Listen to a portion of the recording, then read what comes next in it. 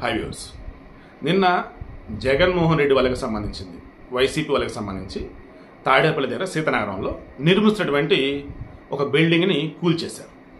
వాస్తవానికి ఇదేంటి, నీటిపారుదల శాఖ చెందినటువంటి ల్యాండ్. అది బోట్ యార్డ్ అని ఉంటుంది అక్కడ, దానికి సంబంధించిన ల్యాండ్ ఇది క్లియర్గా. మామూలుగా ఈ టీడీపీలో 2016లో చేసినటువంటి ఒక చెత్త పని, సారీ ఏమనుకోవద్దు, ఓ చెత్త పని ఏంటది, వెనకాల జీవి కూడా అటాచ్ చేస్తాం చూడండి.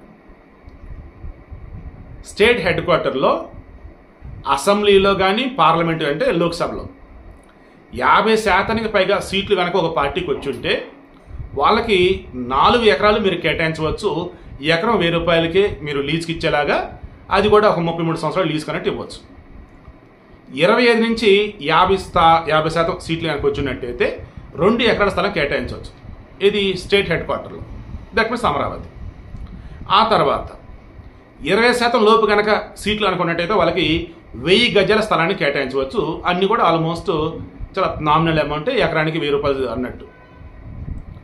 అదే ఈరోజు వీళ్ళకి భయంకరమైనటువంటి ప్లస్ అయి కూర్చుంది వైసీపీ వాళ్ళకి. తర్వాత జిల్లా హెడ్ క్వార్టర్స్ ఉన్నాయా, అక్కడ కూడా 50% పైగా కనుక సీట్లు కనుక ఉన్నట్టయితే ఒక రాజకీయ పార్టీకి వాళ్ళకి 2 ఎకరాలు జిల్లా హెడ్ క్వార్టర్లో కేటాయించవచ్చు. దెన్ వాళ్ళకి 25 నుంచి 50% కనుక ఉన్నట్టయితే వాళ్ళకి 1000 చదరపు గజాలు కేటాయించవచ్చు. ఏది జిల్లా హెడ్ క్వార్టర్లో. ఈ ఒక్క పాయింట్ పట్టుకొని 2016లో టీడీపీలు ఇచ్చిన జీవో కాబట్టి దాన్ని బేస్ చేసుకొని మేము స్థలాలు కేటాయించామని ఇప్పుడు వైసీపీలు అంటున్నారు. ఇక్కడ చిన్న పాయింట్ వాళ్ళు మిస్ అవుతున్నారు. ఆళ్ళ రామకృష్ణారెడ్డి జగనన్న వదిలిన బాణం షర్మిల పార్టీలోకి వెళ్ళి వామ్మో నేను తట్టుకోలేకపోతానని చెప్పేసి మళ్ళీ జగన్ దగ్గరికి వచ్చి ఉన్నటువంటి ఆళ్ళ రామకృష్ణారెడ్డి 2016లో టీడీపీలు ఇచ్చిన జీవో మీద హైకోర్టుకి వెళ్ళారు.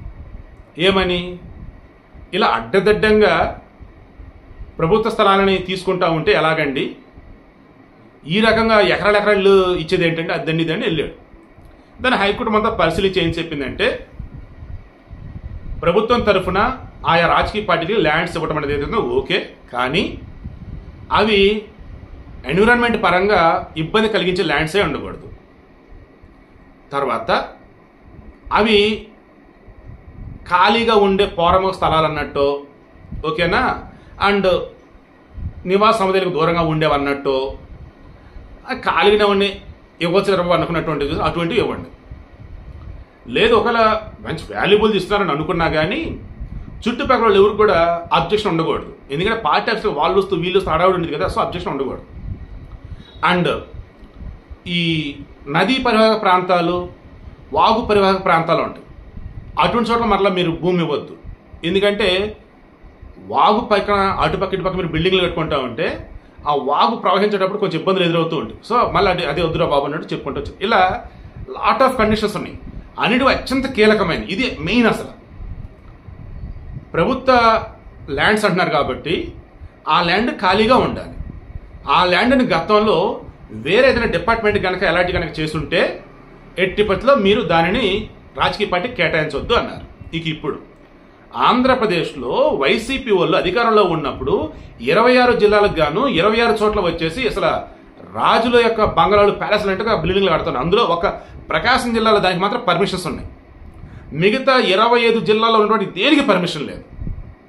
అండ్ అందులో కొన్ని భూములు వచ్చేసి క్రీడా ప్రాధికార సంస్థవి, కొన్ని భూములు వచ్చేసి ఆర్టీసీవి, కొన్ని భూములు వచ్చేసి పేదలకు ఇళ్ల స్థలాలు ఇచ్చేవి, కొన్ని భూములు వచ్చేసి కాపు సంఘానికి కేటాయించినవి, కొన్ని భూములు వచ్చేసి అన్నాము ఈ ప్రభుత్వ భవనాలకు సంబంధించి జలవనరుల శాఖ ఉన్నాయి, నీటిపారుదల శాఖ వాళ్ళు ఉన్నాయి, వ్యవసాయానికి సంబంధించిన కొన్ని ఉన్నాయి, కొన్ని శిక్షణా కేంద్రాలకు సంబంధించి కేటాయించిన భూములు ఉన్నాయి.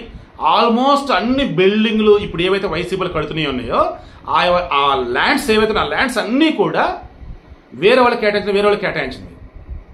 కర్నూలు కానీ, కడప కానీ, విజయనగరం కానీ, శ్రీకాకుళం కానీ, వైజాగ్ కానీ, కాకినాడ, ఏలూరు, రాజమహేంద్రవరం అన్ని చోట్ల అలాగేనండి. నేను వెనకలు కూడా అటాచ్ చేస్తాను చూడండి. అసలు ఘోరం అనమాట. అసలు ఒక్కటంటే ఒక్క ప్రకాశం లేదు తప్ప మిగతా ఎక్కడ మళ్ళీ పర్మిషన్స్ లేవు. అరే అధికారం ఉండేది మనమేరా, మనకెందుకు పర్మిషన్, కట్టు ఎలాగంటే అలా కట్టు, ఎట్టకంటే అట్ట కట్టు, నేను చూసుకుంటా. ఏం చూసుకుంటా? అదేమంటే టీడీపీ హయాంలో వచ్చిన జీవోని బేస్ చేసుకుని మేము బిల్డింగ్లు కట్టాం, మేము ల్యాండ్స్ ఇచ్చామంటున్నారే, సిగ్గుందా? మీ ఆల రామకృష్ణారెడ్డి కదా ఆ రోజు వెళ్ళి ఆ జీవోలో ఉన్నాయని తప్పులు అసలు అట్ట ఇవ్వకూడదు అదే నిధుని పోరాటం చేశాడు. ఇప్పుడు అదే జీవోని పట్టుకొని మీ ఆల రామకృష్ణారెడ్డి ఏదైతే తప్పు అన్నారో అదే ఒప్పన్నట్టు మీరు అసలు ఏం చేస్తున్నారు? పోనీ కోర్టు చెప్పింది కదా వేరే శాఖలకు కేటాయించినటువంటి భూములు మీరు వాడొద్దని. ఇప్పుడు మీరు ఆల్మోస్ట్ అన్ని చోట్ల కూడా అటువంటివే మీరు తీసుకున్న భూములు. పోనీ భూములు తీసుకున్నారు, దానికి సంబంధించి బిల్డింగ్లు కడుతున్నారు, మరి పర్మిషన్స్ ఉన్నాయా? మరి రెవెన్యూ కానీ లేదన్నప్పుడు ఫైర్ డిపార్ట్మెంట్కి కానీ ఇలా చెప్పుకుంటూ పోతే కొన్ని పర్మిషన్స్ ఉంటాయి. పర్మిషన్స్ లేవు ఏంది మీరు కడతారని చెప్పేసి నోటీస్ రెస్పాండ్ ఎవరు? సో ఫైనల్లీ కొంతమంది అనకూడదు కానీ ఎంత ఫూలిష్గా కామెంట్స్ పెడతానంటే ఇది కూడా ప్రజాధనమేనట. వైసీపీ వాళ్ళు వాళ్ళ పార్టీ ఆఫీస్ కడుతున్న డబ్బు ఏదైతే ఉందో అది కూడా ప్రజాధనమేనట. ప్రజావేదిక ఏదైతే అది ప్రజాధనమేనట. ప్రజావేదికని జగన్మోహన్ రెడ్డి కూల్చేసి తప్పు చేస్తే ఈ వైసీపీ బిల్డింగ్ టీడీపీలు కూల్చేసి వీళ్ళు తప్పు చేస్తున్నారు. 2 చోట్ల ప్రజాధనం వృధా అవుతుంది అంటే ఎవరిది ప్రజాధనం నాకు అర్థం కాదు. పంది కొక్కుల్లా అక్రమంగా సంపాదించిన డబ్బు అది. సరే కట్టిందని కోల్చొద్దు. తాడేపల్లిలో వచ్చేసి జలవనరుల శాఖ దానిలో కట్టిన బిల్డింగ్ అది. దాన్ని కోల్చడానికి తప్ప ఇక వేరే ఆల్టర్నేటివ్ లేదు. అండ్ నిర్మాణం పూర్తి కాల. వాళ్ళకి నోటీసులు ఆల్రెడీ ఇచ్చిన వాళ్ళు రెస్పాండ్ కాల, అందుకు కూల్చేశారు దాన్ని. బట్ మిగతా చోట్ల బిల్డింగ్స్ ఐఎమ్ షూర్ వాటిని అయితే కోల్చరని అనుకుంటున్నా. అయితే మరి వాటిని ఏం చేయాలి? ఆసుపత్రిగా మార్చండి, స్కూల్స్గా మార్చండి, లైబ్రరీగా మార్చండి, ఏదైనా ట్రైనింగ్ ఇన్స్టిట్యూట్గా మార్చండి. ఇలా పనికొచ్చేదానికి ఆ బిల్డింగ్లు మీరు వాడండి, ఏం పర్లా. వైసీపీ వాళ్ళు ప్రభుత్వ స్థలాన్ని ఓ రకంగా ఆక్యుపై చేసి కట్టిన బిల్డింగ్ అది. జీవో ప్రకారం టీడీపీలు ఇచ్చిన జీవో ప్రకారం జిల్లా హెడ్ క్వార్టర్స్లో 1.5 ఎకరాలు 2 ఎకరాలు ఇచ్చామని వాళ్ళు అంటున్నారు. కొన్ని చోట్ల భూముల వాల్యూస్ ఎట్లా ఉన్నాయంటే ఏకంగా ఎకరం 100 కోట్లు ఉంటా ఉందండి, కొన్ని చోట్ల 50 కోట్లు అండి. వీళ్ళు మరలా ఈ భూములకి గాను రోడ్లని అవ్వని ఇవని అసలు అనకూడదు. కానీ ఒక్క ఛాన్స్ అని జగన్ అడిగింది ఎందుకు ఏంద్ర అనుకుంటే ఇదిగో ఎందుకు అడుగడుగునా కూడా వీళ్ళే, ఇంకా వీళ్ళ పార్టీ వాళ్ళే ఉండాలా, బిల్డింగ్లు మొత్తం వీళ్ళే ఉండాలా. అండ్ అసలు ఎవరు ఏదన్నా కావాలన్నా సరే వచ్చి వీళ్ళని అడుక్కుంటూ ఉండాలి, బతులు అడుక్కుంటూ ఉండాలి. క్లియర్గా లోకేష్ అన్నాడు, ఏం జగన్ రాష్ట్రం అయ్యే జాగిర్ అనుకున్నావా? ఆ ఋషికొండ ప్యాలెస్లోనేమో ప్రజల డబ్బుతోనేమో ఏకంగా అడ్డదిడ్డంగా అక్కడ కట్టేశారు. ఆ డబ్బుతో ఎంతమంది పేదలకు ఇల్లు కట్టించవచ్చు, 1000 మందికి ఇల్లు కట్టించవచ్చు. ఇప్పుడు నువ్వు నీ పార్టీ ఆఫీసుల పేరిట ప్రభుత్వం యొక్క స్థలాలను దోచుకొని ప్రభుత్వంలోని వేరే డిపార్ట్మెంట్లకు కేటాయించిన స్థలాన్ని నువ్వు తీసుకొని నువ్వు నిర్మాణం చేపడుతున్న వాల్యూ ఎంత? ఆన్ యావరేజ్ తీస్తే 26 జిల్లాలకు గాను 42 ఎకరాలు వస్తుంది. ఎకరానికి 100 సెంట్లు. అప్పుడు ఎంత? 4200 సెంట్లు. సెంటు భూమి కేటాయిస్తున్నాడు పేద ప్రజలకి. దెన్ 4200 మందికి ఇక్కడ ల్యాండ్స్ ఇవ్వచ్చు. తర్వాత ఆ ల్యాండ్ వాల్యూ, బిల్డింగ్ కట్టిన వాల్యూ మొత్తం తీసుకుంటే దగ్గరగా 2000 కోట్ల పైచిలకు కనిపిస్తుంది. 2000 కోట్లు అండి. మళ్ళీ కోటికి వచ్చేసి 100 లక్షలు కదా. సో 2000 × 100 ఏంటి అంటే ఎంత? 2000 కోట్లు, తర్వాత అదొక 100 లక్షలు. దీనిని రఫ్గా ఒక ఇంటికి 2 లక్షలు ఖర్చు అవుతుంది అనుకుందాం. ఇలా వేస్తే దగ్గరగా 10,000 మందికి పైగానో 20,000 మందికి పైగానో మనం ఆ డబ్బు ఇల్లు కట్టించవచ్చు. సో ఇలా చెప్పుకుంటూ పోతే 2 లక్షల పైచిలకు వస్తున్నప్పుడు 2 లక్షల పైచిలకు అంటే ఈజీగా ఒక 50,000 లక్ష మంది దాకా ఇల్లు కట్టించవచ్చండి.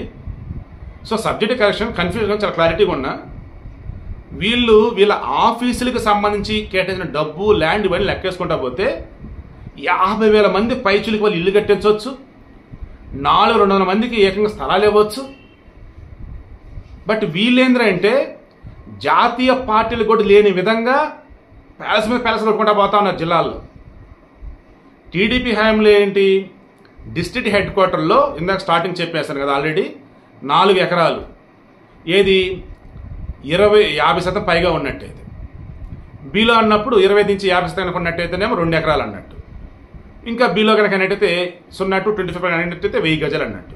అదే జిల్లా హెడ్ క్వార్టర్ అనుకోండి 50% పైగా కనుక ఉన్నట్టయితే వాళ్ళకి 2 ఎకరాలు అన్నట్టు. 20 నుంచి 50% కనుక ఉన్నట్టయితే ఏది అసెంబ్లీలో లేదా పార్లమెంట్ లోక్సభలో సీట్లు వాళ్ళకి 1000 గజాలు అన్నట్టు. సో వెనకాల నేను జీవో కూడా అటాచ్ చూడండి. సో ఫైనల్ నేను చెప్తాను సింపుల్గా, ముందు చెప్పినా మధ్యలో చెప్పిన ఇప్పుడు చెప్పినా, నువ్వు 1000 కోట్లు నీ దగ్గర ఉన్నప్పుడు చక్కగా ప్రభుత్వ భూమో ప్రైవేట్ భూమో గవర్నమెంట్ రేట్ ఎంత అవుతుందో మార్కెట్ రేట్ ఎంత ఉందో అది ఇచ్చి నువ్వు కొనుక్కొని దాని నిర్మాణం చెప్పిన ఎవడు అడ్డుపడేవాడు కాదు.